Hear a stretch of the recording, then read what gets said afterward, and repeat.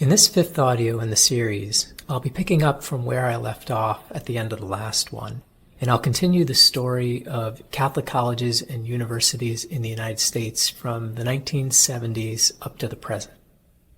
And the big question is, what happened next? What happened in the wake of the profound changes that occurred from approximately 1960 to 1980? So, like with the last audio, I'm going to describe the major trends, though of course one would want to look at each particular institution to see what that story was and what it is today.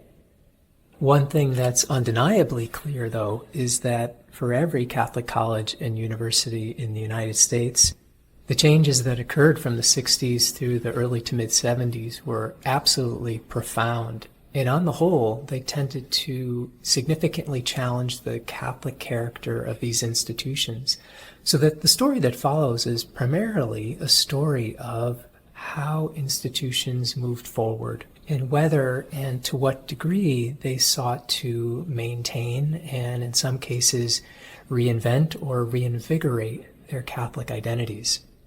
The biggest change of all, of course, was the staff change. The decline of religious order sisters, brothers, and priests that ran these institutions.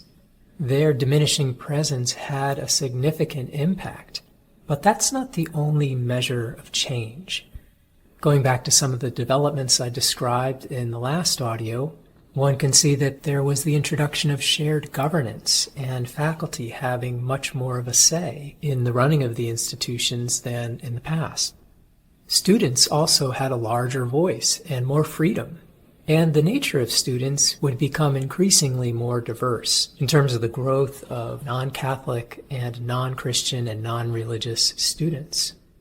The financial pressures on most institutions would continue unabated, and the shift to lay boards of trustees would, in certain cases, diminish the influence of the founding religious congregation.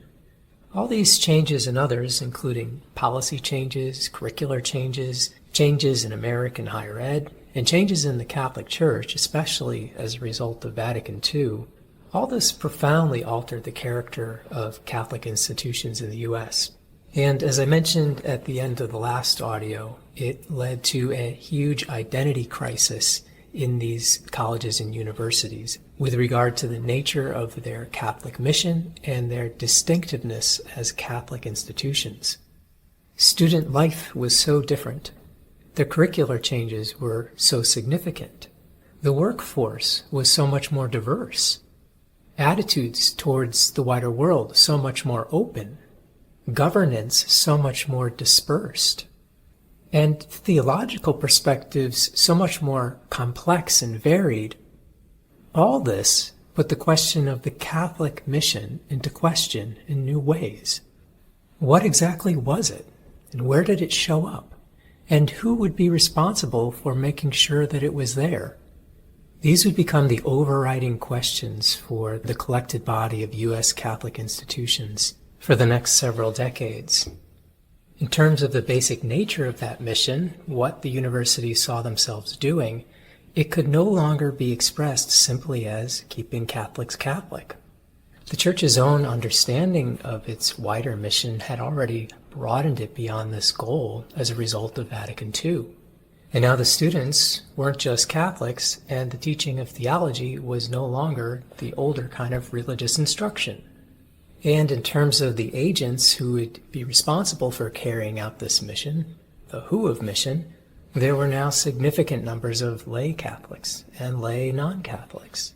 And particularly among the faculty, their individual freedom in the classroom was much greater than in the past, and the overall institutional cohesiveness of faculty, staff, administrators, and trustees working together was much less. And so cooperation around a shared mission, even if it could be clearly articulated, was much more difficult. The who of mission was much more fragmented and varied. And in other respects, it strengthened Catholic institutions. But in terms of work together on a common project, a common mission, it was much more difficult. And all this would force the question of how. even assuming we can clarify our mission fully, how do we carry it out with this new diverse workforce? This is no longer the tight organization of the sponsoring religious community calling the shots. And the who question pertains directly also to what I described in the third audio as the where and the why of mission. What are the underlying beliefs that members of the university community bring to their task about the ultimate meaning and purpose of life, about God, about divine revelation, about the church, about morality, and about many other related topics connected to worldview? Even in cases where Catholic lay people were hired, in most cases they did not have the same kind of religious formation and theological education as the sisters and brothers and priests. And as non-Catholics were increasingly hired, the question of underlying beliefs and assumptions about life, and differing philosophies of education, and differing views of religion and of Catholicism would make coming to common agreements sometimes challenging. It was no longer the case that faculty, staff, administrators, and students were necessarily living in the same universe. And without that common ground, the issue of motivation, or why one would carry out the mission, was certainly also affected. So by 1980, these questions were really pressing ones for the more than 200 Catholic colleges and universities in the United States. The whole decade of the 70s had been a time in which these questions first surfaced and then became progressively more urgent. So what was the response? How did the leaders of Catholic higher ed in the U.S. begin to address these challenges? Well, on one level, it's an open question whether they really did. There was certainly activity among certain presidents and leaders on the highest levels to begin to clarify among themselves, especially, what the mission of a Catholic university is. And I'll describe that in more detail shortly. But on many other levels, in terms of the actions taken at particular Catholic colleges and universities, responses were spotty, inconsistent, or in some cases entirely lacking through the 1970s and 80s. So let me now begin to describe that story in some detail. And I'll begin by adding one very important point of context, something that was on the minds of the leaders of Catholic higher ed in the United States. And that was the very recent casting off of Christianity by the historically mainline Protestant universities in the United States. Just as Catholic universities were becoming open to the modern world in new ways and open to the wider culture of American higher education, they saw what too much openness can do to the religious identity of a university. Institutions that are now thoroughly secular, such as Harvard, Yale, Princeton, Syracuse, Rutgers, Columbia, Vanderbilt, Johns Hopkins, and dozens of others, were just a few generations back deeply and proudly religious in character. And just one generation back, in the 1930s, many of the presidents of these institutions still spoke openly of their Christian heritage and mission. But by the 1970s, all that was gone, and leaders of Catholic higher ed were left to wonder whether they were following in the footsteps of their Protestant counterparts. Two books have traced this story in detail. George Marsden's The Soul of the American University, published in 1994, and James Burchell's The Dying of the Light, published in 1998. The subtitle of Burchell's book sums up pretty well what happened: the disengagement of colleges and universities from their Christian churches. According to both Burchell and Marsden, what happened was that these institutions moved through a series of phases. Beginning at the time of their founding and for a number of generations after, they were robustly religious and openly and strongly affirmative of their own particular theological traditions. Calvinist and Presbyterian and Baptist and Quaker and Congregationalist and Lutheran and Methodist and Episcopalian. Universities in these traditions all followed a similar trajectory. Over several generations, they gradually marginalized the theological traditions of their own churches to the point where these became thinner and more meaningless in terms of the actual running of the institutions, until finally these traditions were abandoned altogether, mostly in the 1960s. And one can point to various factors in this disaffiliation process. The churches became less influential as financial patrons of these universities. Regional accrediting agencies, the government, and alumni became more influential authorities that began more and more to set the direction for these universities. And faculty, like we've already discussed in connection to the Catholic situation, more and more came in with their primary loyalties being to their disciplines rather than to the religious traditions of these schools. All these factors played a role, but the most influential role of all was played by the leaders of these Protestant colleges and universities, who simply no longer had the conviction or the nerve to be publicly expressive of their particular traditions within the settings of the universities themselves, so publicly Quaker or Episcopalian or Calvinist or Presbyterian.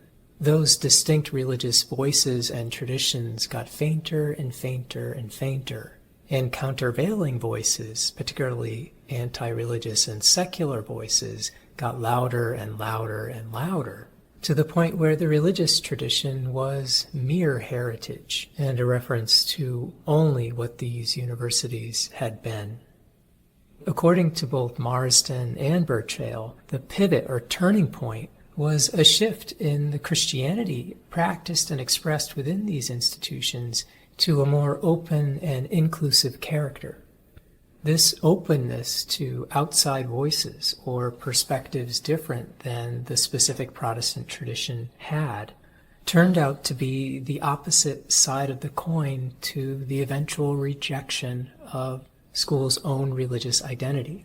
And so describing how a culture of inclusiveness and openness contributed to the marginalization of these institutions' Christian identity, George Marsden writes that opening the doors for such valuable and refreshing breezes soon lets in gale force winds that drive out the religious heritage altogether. The where and the why of mission, the worldview or spiritual roots which undergird and motivate mission and identity, first dried up and then they were pulled up. In other words, once the theological rationale and meaningful substance of the faith became less present and ultimately absent from these institutions, then their religious identities were so thin as to be blown away with hardly any effort at all. So while everything else was going on that I described in the last audio in the 1960s and 70s, all this had also just recently happened. The disaffiliation of so many Protestant colleges and universities from their founding religious identities. And all this put the issues that Catholic universities were dealing with in dramatic relief.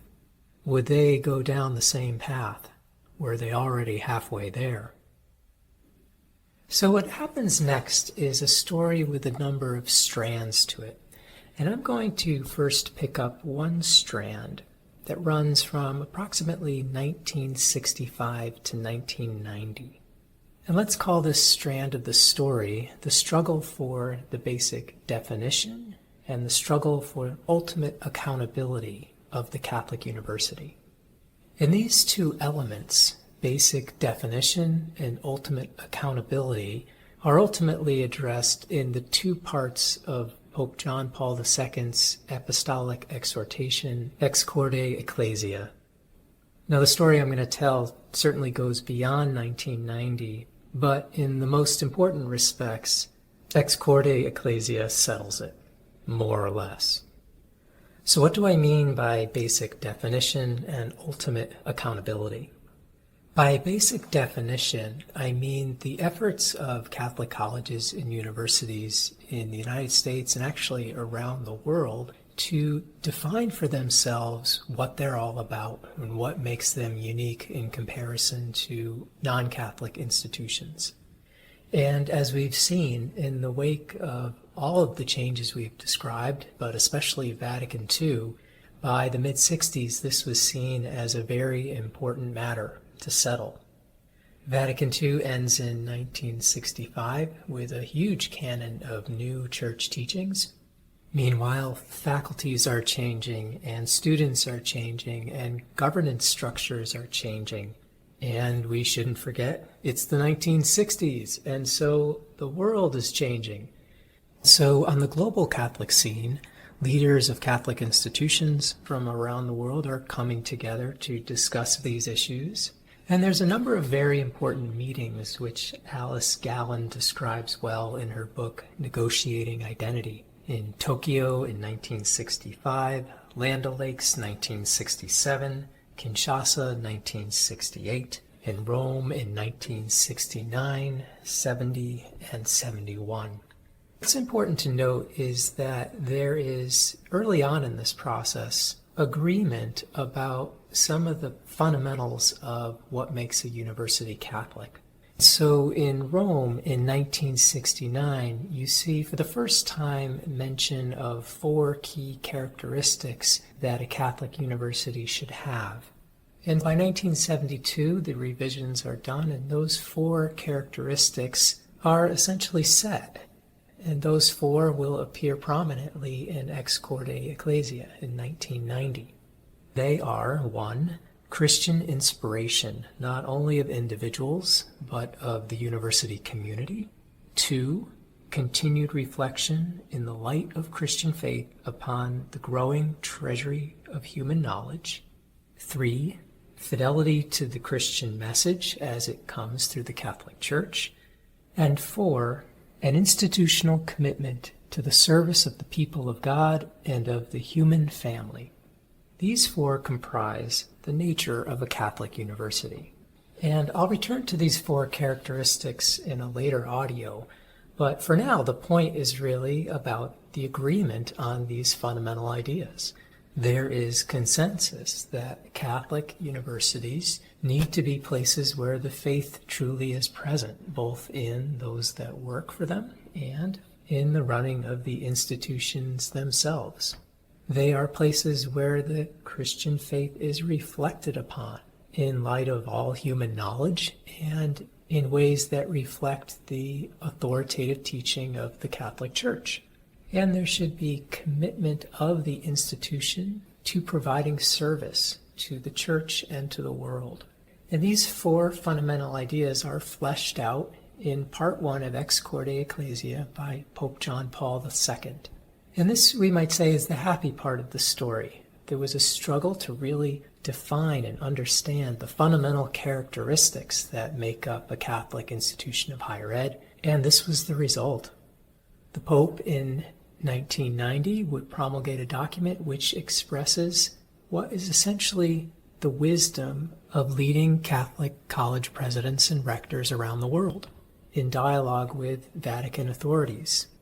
There was hard intellectual work to work out this vision of what Catholic universities are all about, and this was the result. Now, there certainly would be much more definition needed than just this. This is basic definition. But what John Paul II presents in the first part of Ex Corde is essentially the consensus vision that had been arrived at by these leading figures in global Catholic higher ed. So this is very much an agreed upon vision that was articulated together by the Pope, Vatican officials, and these leading figures over several years. Now, the other part of this story, the struggle for ultimate accountability, was not such a happy one. Once again, you have leaders of Catholic institutions of higher ed around the world working together and discussing what makes them Catholic, and doing this also in dialogue with the Vatican office in charge of higher ed, the Congregation of Catholic Education. But a division opens up, especially between the American leaders of Catholic higher ed and the Vatican, as a result of a statement of a number of leaders of American Catholic higher ed in 1967 at a place called Land O'Lakes. The key sticking point was that the American Catholic university leaders wanted to say that Catholic colleges and universities are accountable ultimately only to themselves when it comes to remaining faithful to their basic Catholic identity.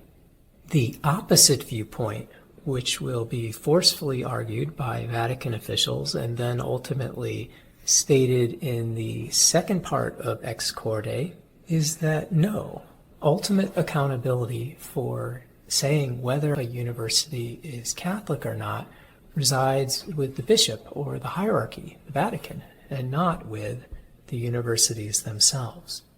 Now, initially when the American leaders presented this viewpoint, there wasn't too much pushback. The legal cases against Catholic colleges and universities getting public funding in the United States are underway at this time, and so there is awareness of this issue and of the importance of Catholic institutions in the United States being able to say that they govern themselves and they're not being run by the church in order to get government funding. So there was awareness of this American situation and of the need for Catholic universities to be able to say that they are autonomous in order to survive financially.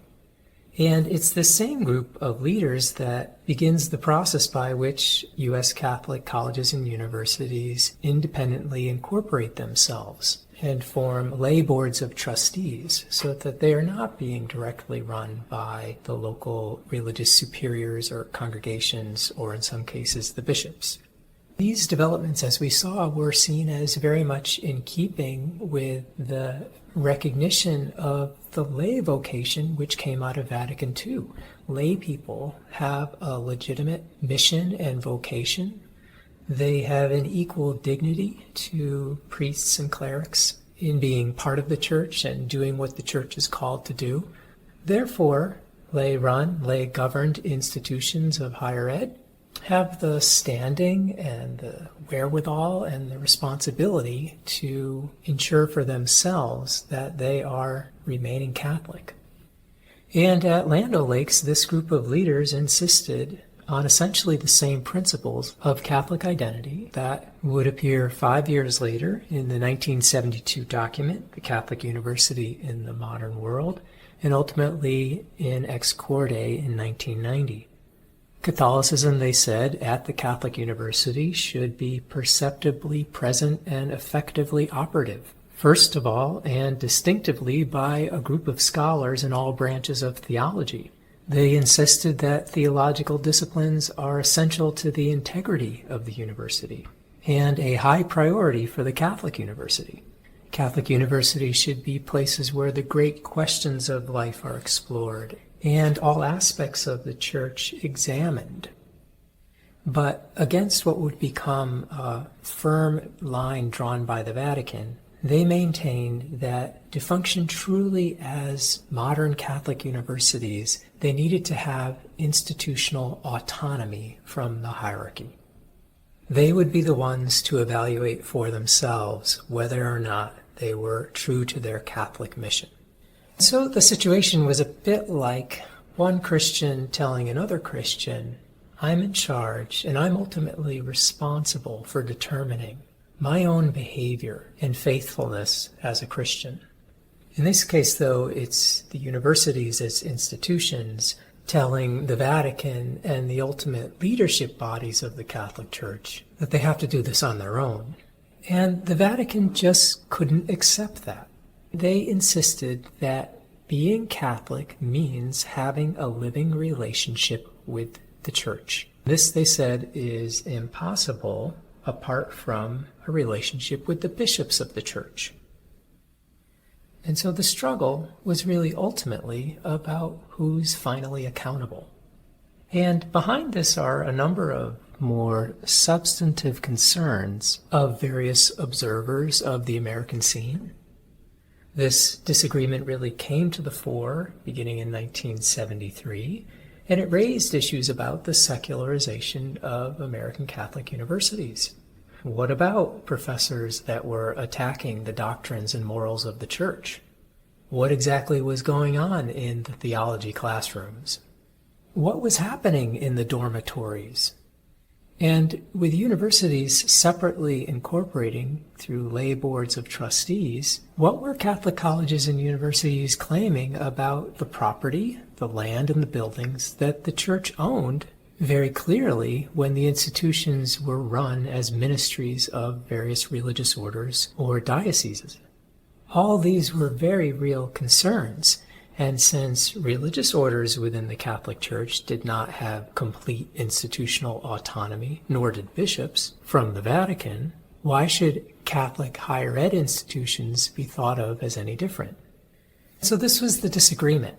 And from the mid-70s through 1990, it was at stalemate. Neither side could convince the other to budge much. And the preferred approach of the Vatican to address this issue would be canon law, and ultimately the second or juridical part of ex corde ecclesia. So the Vatican had the authority ultimately to insist on its viewpoint and to enforce it over the objections of the leaders of American Catholic higher ed.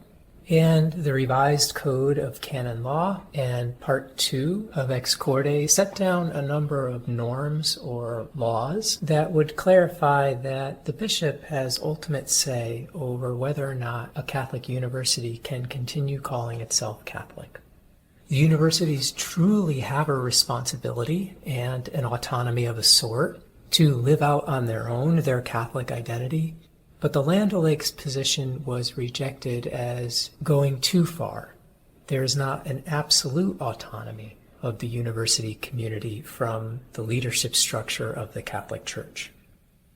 Now there's more to the story, particularly in regard to the regulation of the teaching of theologians who would be required to get a mandatum or license from the local bishop where the university exists, which the bishop could revoke if the particular theologian was not teaching what was seen to be authentic church teaching. But the fundamental issue, again, is one of ultimate accountability, with the final text of Ex Corde Part 2 insisting that that ultimately falls on the hierarchy of the church, the bishops. Now, one interesting footnote to this story is that while all this discussion was going on through the 70s and 80s, the U.S. bishops were on the side of the leaders of American Catholic higher ed. They were not arguing for the control that the Vatican was arguing for on the whole. That is, the majority of U.S. bishops were not seeking this kind of oversight or control. Nevertheless, this was where things ended up. Now, I introduced this strand of the story by saying that Ex Corde sort of settled the matter. It sort of settled the matter in that both university presidents and theologians and bishops essentially had to deal with this moving forward. Over the next 15 years, there continued to be a great deal of discussion about this issue and vocal protests by theologians and universities, and insistences by these that they could faithfully carry forward the Catholic tradition as well as bishops. In essence, the Land O'Lakes position. So from 1990, when Ex Corde came out, till approximately 2005, there was a continuation of the arguments that had been going on since the mid-70s. It continued this long in part because the local application of Ex Corde Ecclesia, the U.S. application, or the local norms specifically for the United States, were not released until 1999. So all through the 90s, the U.S. Catholic universities were waiting for this to happen. And when it did, it was like 1990 all over again. Theologians, for their part, were not just protesting the notion of needing a mandate or a license just on some abstract principle of Christian autonomy. Rather, they were very aware of efforts by the Congregation for the Doctrine of the Faith to stifle dissent from church teaching, creative and innovative developments of doctrine that appeared just too new to the authorities, and a great many voices and positions which the CDF simply, on its own standards, viewed as heterodox to some degree. So the protests by theologians and the efforts of university presidents to back them up were in many cases arguably well justified. The vast majority of theologians were certainly faithful and conscientious and well within the tradition, and yet there was this chilling atmosphere. So the standoff and the tensions persisted. Two developments, though, softened the situation and ultimately moved both parties into a new spot. First, university presidents and bishops together began to see the necessary relationship they shared in more pastoral terms rather than in legal or juridic terms. This approach was encouraged by the U.S. application of Ex Corde, which came out again in 1999, and there were efforts to act upon it, to emphasize trust and mutuality and communication between universities and bishops. And this led, in more cases, to an emphasis on partnership, though in some dioceses, suspicion and tension would continue to mark relationships. The second development was the eruption of the sex abuse scandal beginning in Boston in 2002. This would radically remake public perceptions of the Catholic Church and completely erode the moral authority of bishops in the United States and in many places around the world. Bishops would be consumed with dealing with the crisis, both on a local and national level, and their mismanagement, and in some cases criminal cover-up of abusive priests, would leave them little energy or little real authority to put their mark on the running of universities. And so these two factors especially led to the bishop oversight or control or mandatum era concerns to recede into the background. The election of Pope Francis in 2013 would move things even further down this path. But before I get too far ahead of myself, let me go back now to the 1970s and pick up another strand of the story that was also unfolding while U.S. Catholic leaders of higher education and Vatican officials were going back and forth on the issues of accountability that would be addressed in Part 2 of Ex Corde. And this is actually the more important strand of the story, because it concerns what Catholic colleges and universities were actually doing to maintain their Catholic identities that they insisted they had responsibility and ultimate accountability for, along the lines that the leaders of global Catholic higher education had agreed to, and that was ultimately expressed in Part 1 of Ex Corde. Again, the four characteristics of a Catholic university that Pope John Paul II expressed in 1990 were the same characteristics that leading presidents and rectors of Catholic universities had formulated and affirmed on their own as the nature of the project that they saw themselves engaged in. This was their understanding of how they would remain Catholic. And regardless of the control issue that was batted about for decades, the question remains, what were the universities actually doing on their own to implement their own vision from the 70s through the 90s? And the answer to this question probably should have gotten a lot more of university presidents and bishops' attention than the whole question of the mandatum or ultimate accountability. Because in many, many cases, many Catholic colleges and universities, declines and erosion and further complication of the religious identities of these institutions continued to mount, with often very meager or uneven attempts to seriously act on the consensus vision that had been building through the late 60s and 70s and into the 80s. The problem was really twofold. On the one hand, it's one thing to define a vision of what a Catholic university should be, and another thing to really see that vision put into action. Saying what one is going to do is easier than actually doing it. And each Catholic college and university would really need to do that work individually. And this gets us to the second and more fundamental problem, which is that Catholic colleges and universities in the United States, on the whole, are very decentralized. And this became even more so with the incorporation of lay boards of trustees. Each institution was essentially operating in its own world. And highly esteemed leaders of Catholic higher education could meet in Tokyo or Rome or Kinshasa to discuss these issues, but it would really be up to the presidents of each institution to be in tune with global developments in Catholic higher ed and the work of leaders, and to really adopt that for their institutions, or to craft unique visions of their own. And the decentralized nature of the running of Catholic colleges and universities led to sometimes huge disconnects between the vision of global Catholic higher ed leaders and the specific visions of university presidents.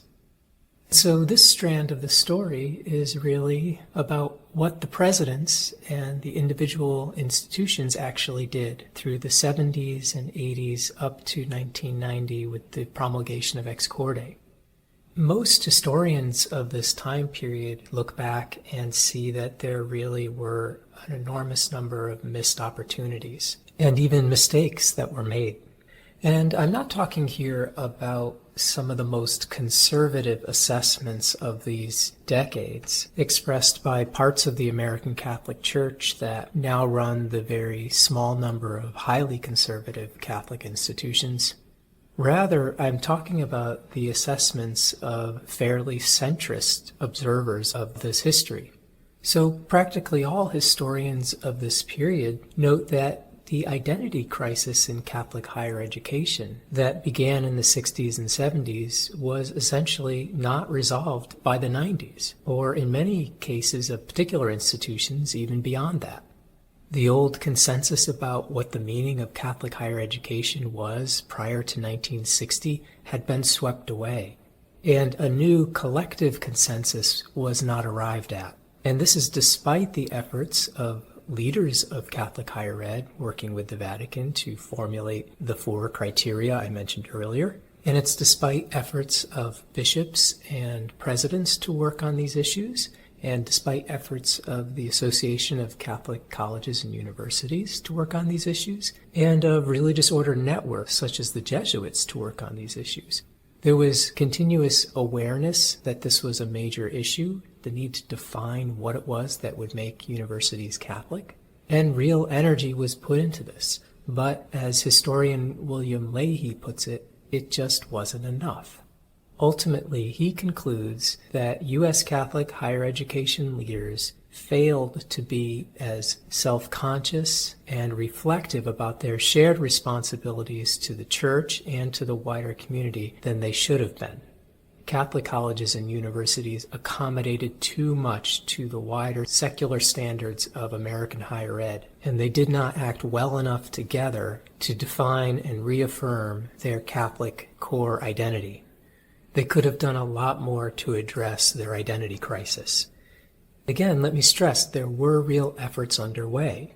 A number of presidents worked very closely with the U.S. bishops to hash out some of these issues, and together they affirmed things like the importance of Catholic universities having solid and contemporary courses in theology, vital faith communities on campus, service opportunities and education around peace and justice, student life that assisted students in developing mature responsibility and decision-making, ecumenical openness, and high academic standards with research that would benefit the wider society and the church.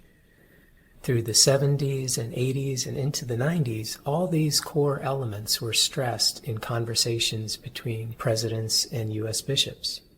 But where the rubber met the road was always in terms of what was happening on individual campuses. What vision was held by the individual president and boards of trustees? What theological and ecclesial formation did they possess to address these issues?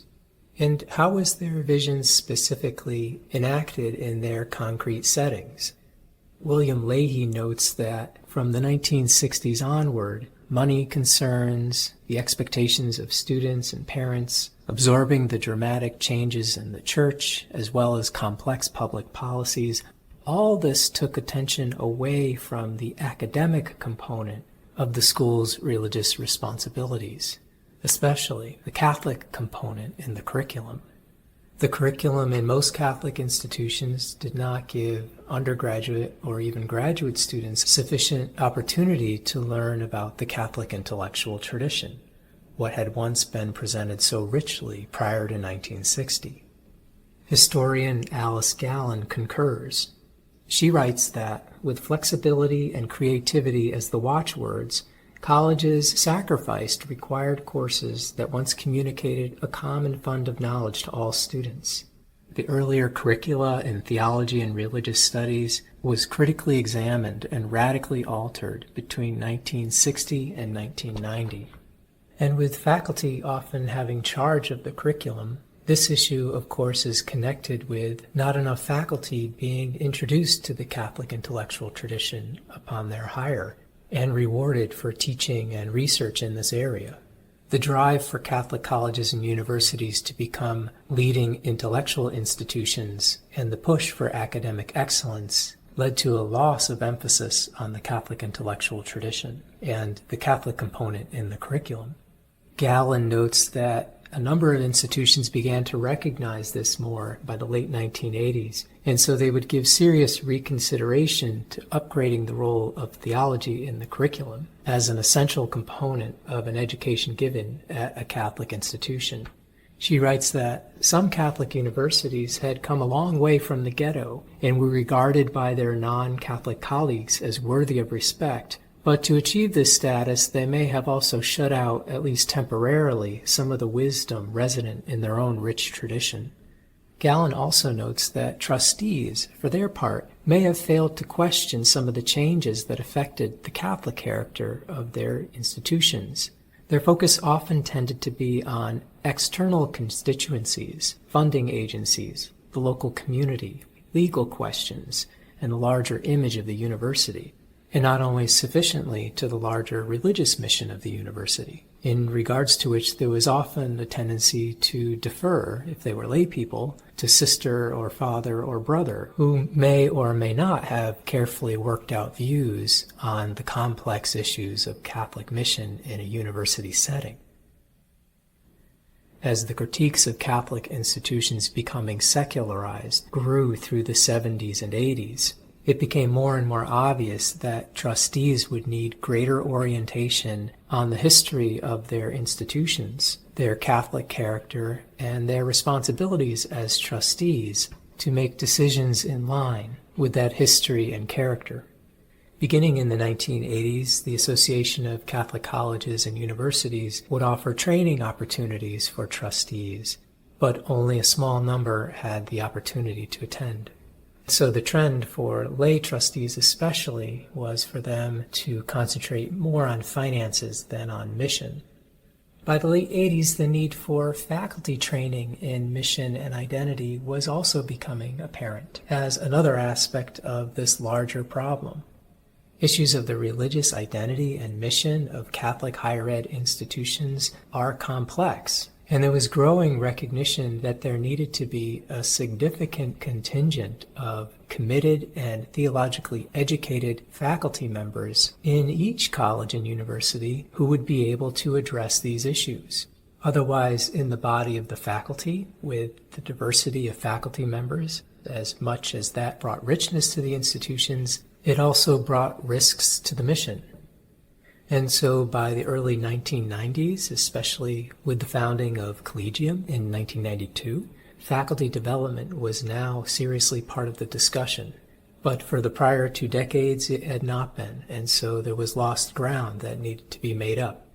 Similarly, in the whole area of student affairs, by the late 80s, there was beginning to be reconsideration of a number of the decisions that had been made on campuses in response to student demands, and an effort to look for better ways to promote student maturation in harmony with Christian principles. So one sees the first articulation of the principles of good practice of student affairs at Catholic colleges and universities, and a new professional association for Catholic college and university student affairs personnel to work out best practices. Once again, though, it was a change based on hindsight and on a recognition that the patterns laid down from the 70s to the 90s weren't good enough. To some extent, this education issue, the need to educate trustees and faculty in the Catholic mission, and the recognition of the need to consider better ways of passing on the mission, was delayed in the case of presidents. Until the early 2000s, most presidents of Catholic institutions were religious or priests, but as their numbers continued to decline, lay Catholic presidents would begin to take leadership. And it was the same old problem, just in the president's office. Melanie Morey and John Pitteritt raised the alarm in their 2006 book, Catholic Higher Education, A Culture in Crisis, in which they pointed out the significant lack of theological training that these new presidents had, and questioned, therefore, their ability to truly lead the institutions well in service to their Catholic missions. Catholic colleges and universities, they write, must find laypersons whose religious commitment and knowledge can sustain their institution's religious, cultural legacy and enhance it for the future. And they must do this without the benefit of a sustained effort in the Church to educate and form laypersons to assume the responsibilities that are being laid at their feet. As with the case of faculty, trustees, and student affairs professionals, the universities must provide this education themselves. In sum, then, by the mid-1990s, there was a strong internal awareness across Catholic higher education, expressed by centrist voices, that the trajectory that Catholic institutions had followed from the late 1960s wasn't what it should have been, and that leaders leading during that time period, though they did their best, they lacked the insight, flexibility, and awareness to adequately address the mission and identity challenges, and so changes would be needed. Let me turn finally now to a third strand in this history, and this will take us from the mid-1990s to the present. It won't cover everything else one needs to know about the history, so I'll have more to fill in future audios, but this next piece is certainly one of the most important ones in the story. And let me title this strand of the story, The Birth of the Modern Mission Movement Within U.S. Catholic Higher Ed. I just finished describing all of the recognition that took place of the need for change and the need for improvement with regard to fostering the Catholic mission and identity of U.S. institutions. This recognition would not take place everywhere to the same degree because of the issue of decentralization I mentioned earlier. But there was certainly a critical mass of leaders of U.S. Catholic higher education institutions that started to come together and begin to work on these problems. Unlike the work that was done around defining what the mission of a Catholic university is from the late 60s through the 70s, the work of this new group of leaders would be practical and action-oriented. It would be all about putting that well-worked-out vision of Catholic higher education articulated from the 70s up to Part 1 of Ex Corde into practice. And this was the immediately positive outcome of all the critical self-examination that had been taking place. And it was certainly also a positive outcome of the 1990 promulgation of Ex Corde Ecclesia. Even though through the early 2000s there would continue to be a great deal of discussion and conversation about institutional autonomy and the work of theologians that would preoccupy bishops and presidents during this time period, this was something different. This was a series of efforts to directly address the most pressing problems that endangered the continued religious vitality of Catholic institutions.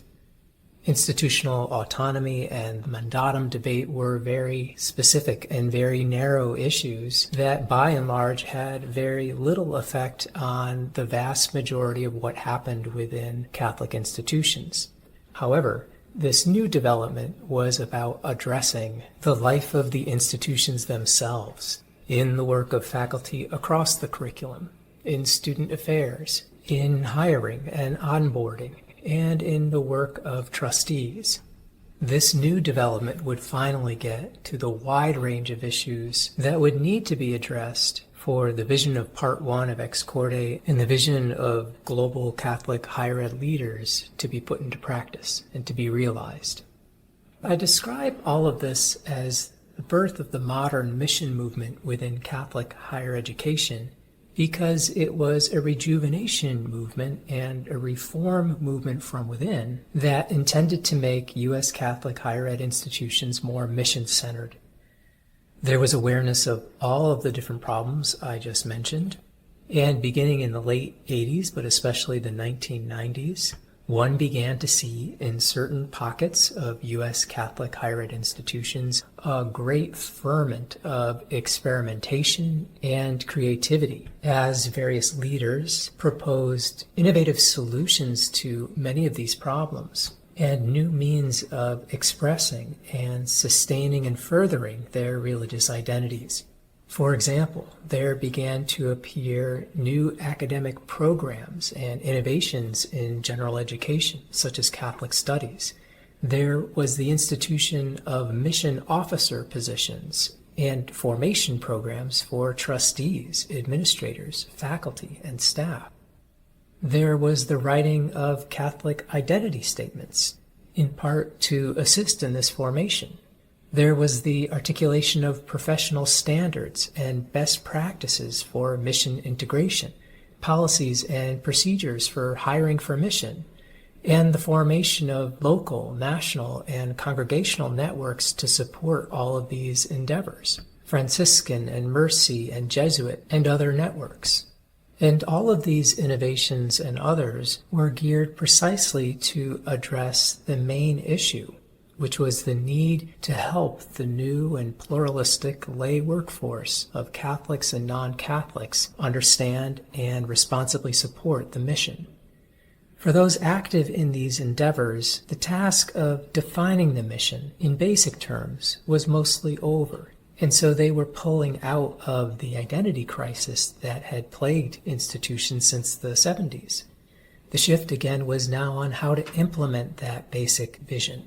So this highly action-oriented endeavor was finally seeking to meet the needs of the moment.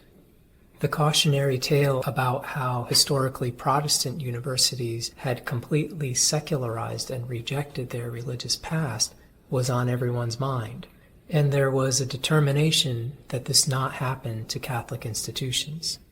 So there began to be more and more investment by more and more institutions to staff and fund these internal mission rejuvenation efforts. It was understood that in the past it had been significant numbers of religious order brothers, sisters, and priests on staff that had provided the thick skeletal structure that supported the religious identity and mission of the colleges and universities. Those key individuals, with their theological training and religious formation, all working in harmony, had for generations up to the 60s been the strength and the hard bone around which the old consensus on the meaning of Catholic higher ed rested. And so there was a realization that something like a new skeletal structure would need to be formed within the Catholic institutions to replace the old one. Otherwise, the mission would simply continue to dwindle and fade away. All these new endeavors were efforts to construct this new skeleton. And they began to make small incremental gains in many of the problem areas I've already described, moving institutions gradually out of the identity crisis phase, which had existed for so long, into more of a vision implementation and consistency phase, which continues through today.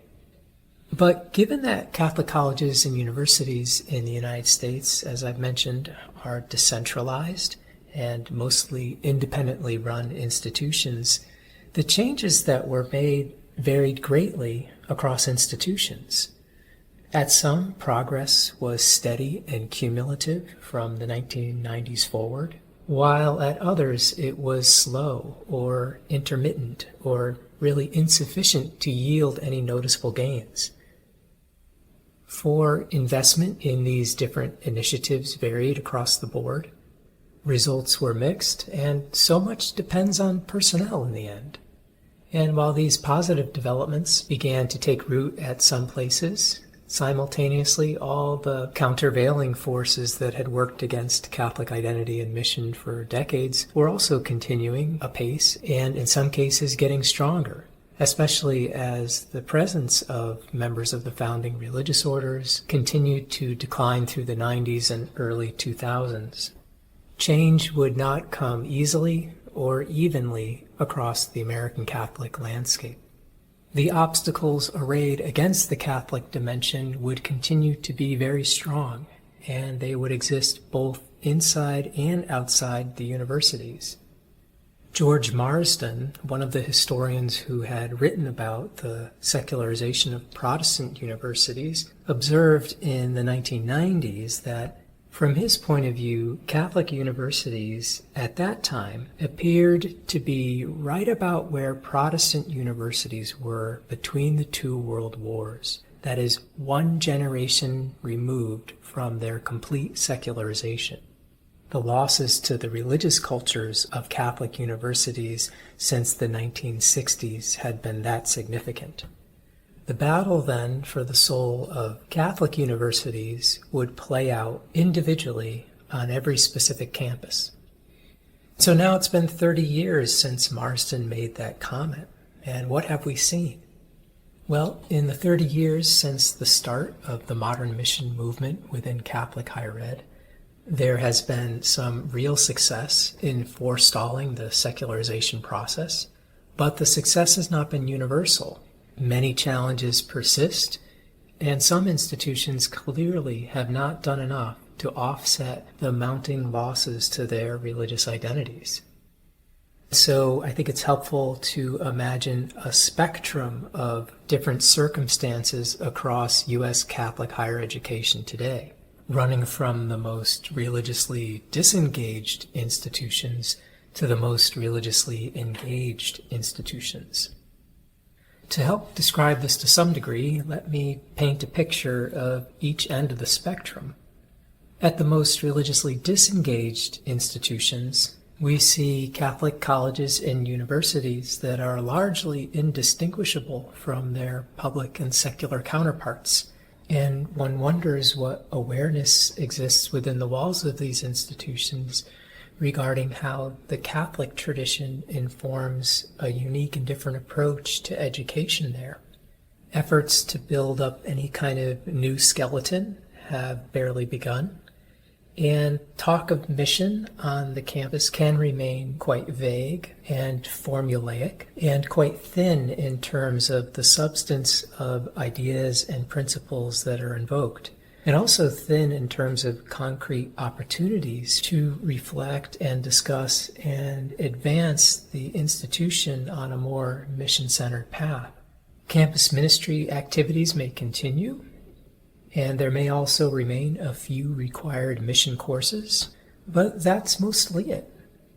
There may not be an explicit animus to a deeper commitment to the Catholic mission, though that can exist in some places. Rather, more commonly, it's that the mission has been neglected for so long, going on for so many decades, that the vision of leadership especially is hollowed out. So then mission rarely ends up factoring much in strategic planning and fundraising. Maybe promoting the Catholic mission is a priority of a sort, but it's often not enough of a priority to get much money, or to attempt new things, or to offset the accumulating losses of deep religious commitment and knowledge of the Catholic tradition and ecclesial vision that must remain within these institutions for the hard bone of a new skeleton to form and grow stronger over time. To sum up, I think we can say that in these settings, the seriousness of commitment and intentionality needed to ensure a distinctly Catholic future for these institutions has not adequately registered. So the secularization process continues apace, often with few people even noticing. Now let me describe the other end of the spectrum. Here we're talking about institutions that have worked hard over many years to build up an array of resources and strategies and programs to ensure that Catholicism continues to have a central, cherished, and justifiably protected place in the culture, the curriculum, and in leadership deliberations. These institutions typically have offices for mission, commonly staffed by cabinet-level mission officers. They have hiring for mission policies, long-term strategic plans that address mission and identity, and endowment dedicated to strengthening the Catholic identity. They also have regular assessments to measure the effectiveness of their mission integration efforts.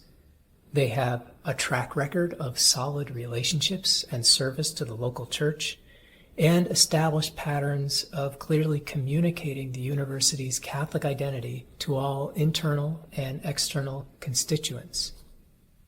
Universities of this type have been diligently about the business of maintaining their religious identities, in some cases going back to the 90s, although in others more recently. And the result is that the mission is much better understood across their institutions. It's much more meaningfully embraced and much more fully realized as a shared university project. Fundamental principles and concepts tied to the mission are widely dispersed and mostly comprehended, if sometimes in an elementary form, and opportunities for faculty, staff, administrators, and trustees to further explore the many dimensions of the mission are regularly provided and strongly encouraged. So the Catholic mission functions, at least to some degree, as any coherent institutional identity should, which is as a point of cohesion, a source of pride, and a foundation for important decision-making moving forward. So certainly looking at U.S. Catholic higher ed as a whole, institutions are in very different places. There are the strong efforts of some, the neglect of others, and the mixed records of many institutions that lie somewhere in between. For some, the Catholic dimension is stronger than it was in 1980 and continuing to get stronger. For others, it is weaker and continuing its decline. For some institutions, the very question of what the mission involves is mostly settled and replaced with a focus on action, whereas for others, the identity question and the identity crisis has only grown more acute. To sum up the present situation, let me quote from the final report of the 10-year review of the application of Ex Corde Ecclesia for the United States, which came out in 2012. And this is a document of the U.S. bishops who conducted a review of all Catholic colleges and universities in the United States. And their assessment, while it doesn't quite capture the spectrum of situations in U.S. Catholic higher ed today, it does express both the strengths and the weaknesses that are out there. The overall tone and the general conclusion was positive. The U.S. bishops, writing in 2012, really believed that Catholic institutions had made definite progress in advancing Catholic identity. Relationships between bishops and presidents were, on the whole, positive and engaged, and there was a real demonstration of progress on courtesy and cooperation in the 10 years covered in the review, 2001 to 2011. They noted that greater clarity about the Catholic identity of the institutions had fostered substantive dialogues and cultivated greater mission-driven practices across the universities. And so that mission movement internal to Catholic higher ed had begun to transform the institutions. But they also recognized that work still needed to be done, specifically in 4 areas. First, a need for continuing dialogue between bishops and presidents, leading toward greater cooperation in advancing the mission of the Church. Second, a need to increase hiring for mission. Third, a need to form trustees, faculty, and staff regarding Catholic identity. And fourth, a need for improved, accurate, and deeper theological and catechetical knowledge through curricular and pastoral means. The U.S. Bishop's assessment points to the fact that the new skeleton is still forming, and that U.S. Catholic colleges and universities on the whole still need to make significant progress in recovering and sustaining the heart and soul of who they are. For those institutions still in the midst of the identity crisis, the next audio in the series will be most helpful. It will focus on the key elements of Ex Corde Ecclesia and the key affirmations of Catholic identity and mission that the most religiously engaged institutions in the U.S. today have accepted as a reference point for action and institutional commitment.